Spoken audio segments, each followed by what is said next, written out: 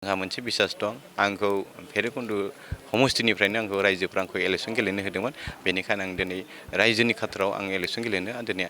आग बारायदों आरो दिनै जों नमिनेसन दाखिल खालामनानै जों दिनै गथायबाय आङो माने फैसाजों आं इलेक्सन गेलेनाखै आंजों लोगोसे रायजोफोर दं रायजोफ्रानो आंखौ खावलायनायखाय इलेक्सन गेलेनो होदों बेखायनो आं रायजोफोरनि सायाव आरो मोनसे बिसास दं रायजो राजाफ्रा एबार भैरबकुन्द समष्टियाव पदम फुल बारगोन होननानै आं आसा दं देरहानायाथ' एकदम 100% सियर मानो होनब्ला रायजो राजाफ्रानो एकदमबारे दा बर्तमान भैरबकुन्द समष्टियाव बयबो उत्साहै बयबो रंजानाय मोनदों दिनै आंनि थाखाय मोनसे गोजोनथाव माने दिन मानो होनब्ला आङो राजखान्थि बेलायाव फैनानै दिनै आं नमिनेसन होनो थाखाय आं मोनसे खाबु मोनदों आरो जोंनि हाइकमान्डआ बिथांमोनहा आंनि सायाव बिसास खालामनानै आंनो टिकेटखौबो होदों आरो जों दिनै उदालगुरि डिस्ट्रिक्टनिफ्राय गासैबो दोलोनि मावथिफोर आरो जोंनि बे जोंनि बे उदालगुरि डिस्ट्रिक्टनि 7 जन केन्डिडेटआ एखे लेगेनो जों नमिनेसन दाखिल खालामबाय आरो आंहा मोनसे बिसास दं आंखौ भैरबकुन्द समष्टिनिफ्रायनो आंखौ रायजोफ्रा आंखौ इलेक्सन गेलेनो होदोंमोन बेनिखायनो आं दिनै रायजोनि खाथाराव आं इलेक्सन गेलेनो दिनै आग बारायदों आरो दिनै जों नमिनेसन दाखिल खालामनानै जों दिनै गथायबाय रायजोफोरा आंखौनो इलेक्सन गेलेनो होदोंमोन आरो रायजोफोरनि आङो गांनाय उखैनायखौ आङो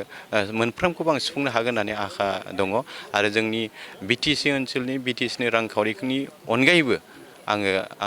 स्टेट सरकार बा आसाम सरकारनिफ्राय लाबोनानै आंनि भैरबकुन्द ओनसोलाव आं जौगानाय खामानि मावगोन होननानै आं मोनसे थांखि लादों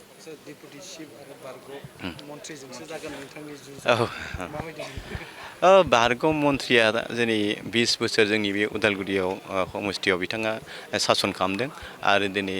डिपुटि चिफ जोंनि 5 बोसोर सासन खालामबाय बिथांमोननि मावनाय दांनायखौ गासैबो रायजो राजाफ्रा मिथिखायो बेखायनो आं जेबो बुंनो गोनां खोथा गैया मानो होनब्ला आं जाबाय बिथांमोननि मावनो हायै खामानिफोरखौ आं मावनो होननानै थांखि लादों आरो रायजो राजाफोरनि जिखिनि गांनाय उखैनाय बेखौ आं मावफुंना होगोन होननानै सानदों मैया बारग' मन्थ्रिया बुंबाय थादों नोंथांखौ बिराद माने फैसा गोनां मानसि आरो बे फैसाजोंनो बायगोन होननानै मैया बुंदों